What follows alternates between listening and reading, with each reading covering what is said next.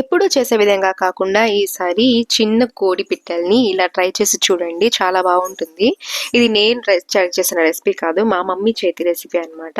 ముందుగా జార్‌లోకి హాఫ్ అంటే హాఫే ఆనియన్ కట్ చేసి వేసుకోండి. కొంచెం పుదీనా, కొంచెం కొత్తిమీర వేసుకొని ఇక్కడ నేను చూపిస్తున్న విధంగా మెత్తగా పేస్ట్ చేసి పక్కన పెట్టేసుకోండి. కడాయిలో ఆయిల్ హీట్ అయిన తర్వాత 1.5 టేబుల్ స్పూన్ అంటే మీ నాన్ వెజ్ పీసెస్‌ని బట్టి ఎంత సరిపోతుందో అంత అల్లం వెల్లుల్లి పేస్ట్ వేసుకొని ఆయిల్ సపరేట్ అయ్యే వరకు ఫ్రై చేసుకొని ముందుగా పేస్ట్ చేసి పెట్టుకున్న గ్రీన్ పేస్ట్ని కూడా ఇందులో యాడ్ చేసుకొని ఆయిల్లోనే బాగా ఫ్రై చేసుకోండి.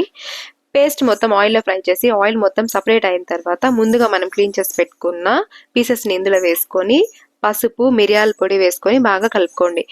కారంకి మీకు ఎంత మిరియాల పొడి కావాలో అంత మిరియాల పొడి వేసుకోండి. ఇక్కడ నేను ఎక్స్ట్రా గరం మసాలా, చికెన్ మసాలా, ఏ చిల్లీ మసాలా మొత్తం ముక్కకు పట్టేలాగా ఆయిల్లోనే ఇలా ఒక 2 మినిట్స్ ఫ్రై చేసుకున్న తర్వాత ఇందులోనే కొంచెం ఉప్పు వేసుకొని కొంచెం అంటే కొంచెమే వాటర్ వేసుకొని ముక్క బాగా మెత్తగా జ్యూసీగా అయ్యే వరకు ఉడికించుకొని ఫైనల్గా కొంచెం కరివేపాకు వేసుకొని గార్నిష్ చేసుకొని ఒక్కసారి మిక్స్ చేసుకొని సర్వింగ్ బౌల్లోకి తీసేసుకుంటే ఎప్పుడు ఒకేలాగా ట్రై చేస్తుంటారు. ఈసారి కొంచెం డిఫరెంట్గా ట్రై చేయండి. ఎప్పుడు గ్రీన్ చికెన్ ట్రై చేస్తుంటారు కానీ గ్రీన్ కార్డ్ ఎప్పుడైనా ట్రై చేశారా?